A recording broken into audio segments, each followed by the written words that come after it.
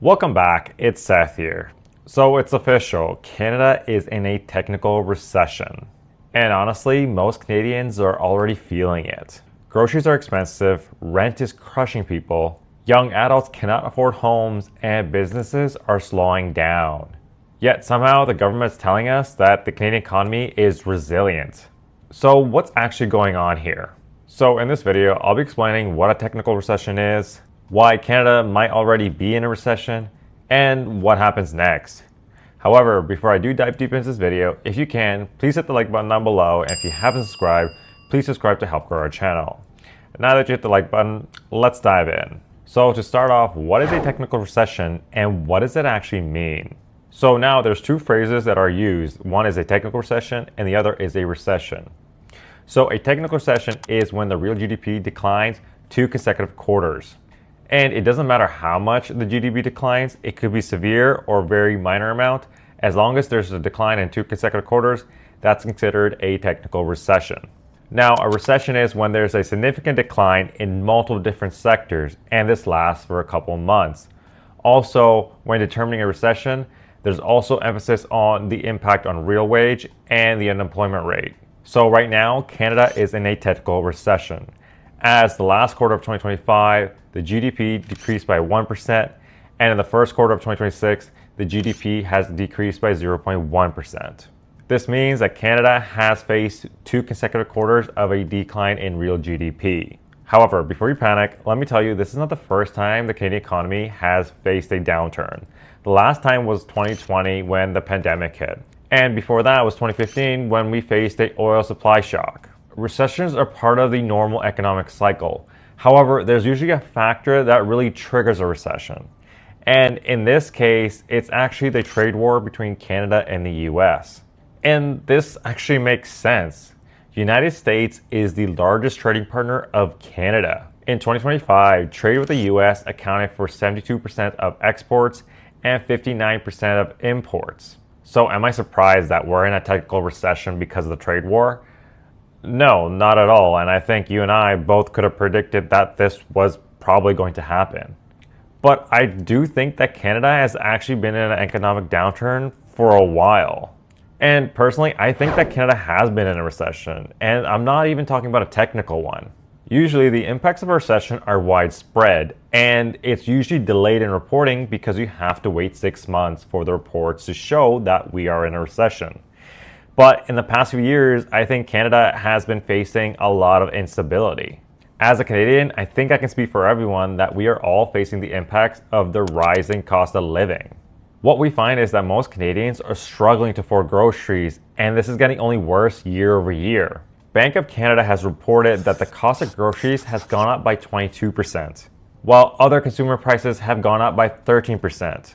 Just in 2026, it's being estimated that groceries will cost an additional 6% from prior year. Now imagine paying 22% or more for the same food that you could buy last year. While at work, you'd be lucky to get a 2% or even 3% raise. Most corporations will try to keep raises to a minimum. And honestly, just thinking about this gets me terrified for the average Canadian. Now another area where Canadians are paying way more than they have ever before is rent. Depending on what city you're living in, you were impacted more than others. What we find is that Montreal asking rent increased by 70.8% from 2019 to the first quarter of 2025, followed by Montreal at 27.3% and Toronto at the lowest with 5.6%. And that's probably because they were already asking too much to begin with. Also, almost every type of insurance has gone throughout the roof. Tenant insurance, home insurance, and mortgage insurance has gone up by 31% from 2021 to 2025. Auto insurance premiums have increased by 18.9% from 2020 to 2025. However, in Ontario, depending on what city you're living in, this is much higher than the 18.9%. Especially if you're living in a city like London or Oshawa, you probably saw a raise from anywhere from 35 to 37% of your insurance premiums. Now you're paying substantially way more for the same exact service, meaning you're gonna have a lot less money in your pocket. Mind you, in general, transportation costs have gone throughout the roof. Gas prices are soaring, and getting regular maintenance done on a car is going to cost you way more as labor has gone up, and the same parts that you could get cheaper in the prior years, well, they're almost costing double now.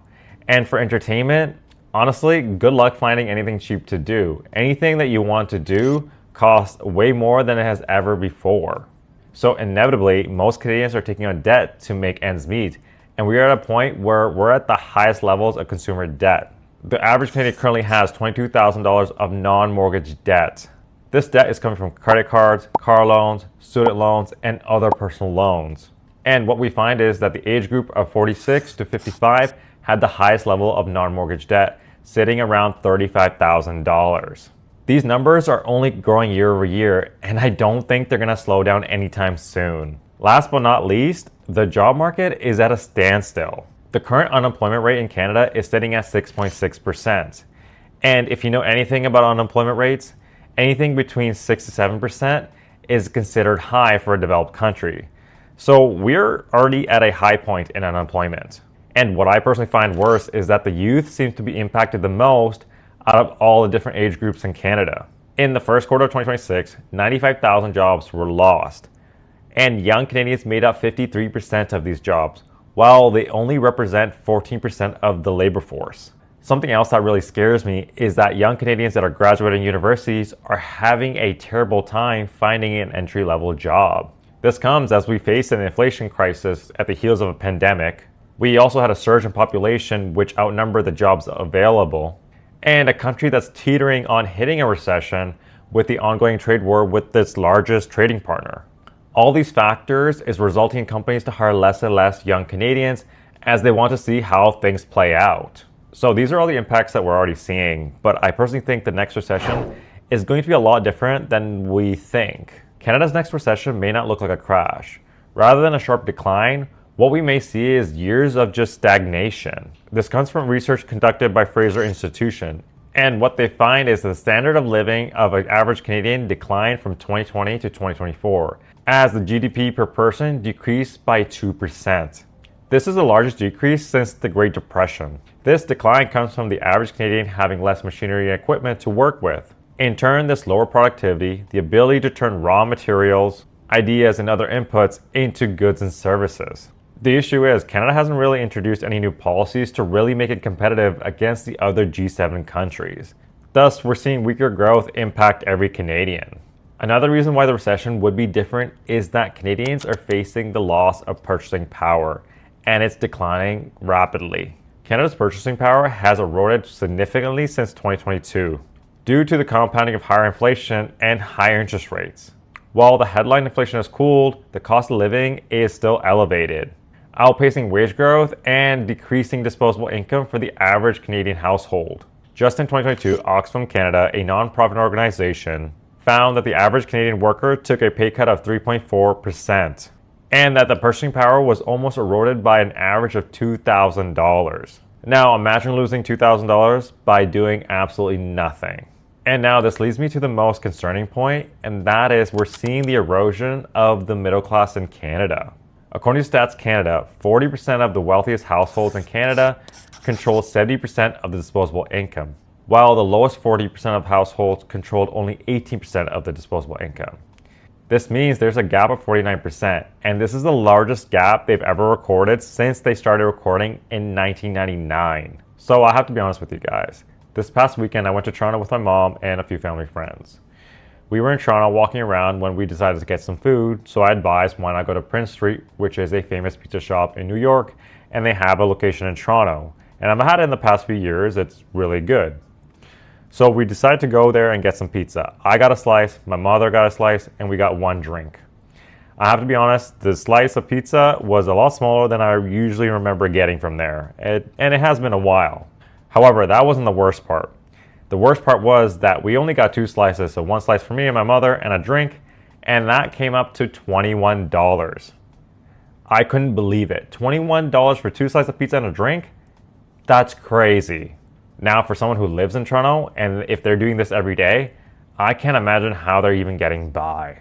So based on this information, everyone's being impacted by the economy. If you're a business owner, you're less likely to invest into your business, and you're probably seeing a decline in your revenues. If you're an average Canadian who's employed, you're going to see less of a rise in your wages. And the wages you're earning, well, they're not going to take you as far next year as they are this year. So this leads me to what could happen next? Well, when we do officially enter a recession, all the eyes will be on the Bank of Canada, and they will be looking at the rate of inflation. If inflation cools, Bank of Canada most likely will reduce its interest rates. This will help to stimulate the economy. At lower interest rates, the individuals that did want to go out and buy their own personal property, well, now they have a chance as they can borrow at a cheaper rate. And by people going to borrow money to buy a home, this will help to stimulate the economy. And lower interest rates will entice investors to start investing that were holding off initially. As you can borrow money at a lower interest rate, you can go out and buy investment property or even stocks. Businesses that were more watching can now borrow money at a lower interest rate and start buying equipment that they didn't buy before to help increase their overall revenue. So the moves that Bank of Canada makes when the recession hits are vital to the economy.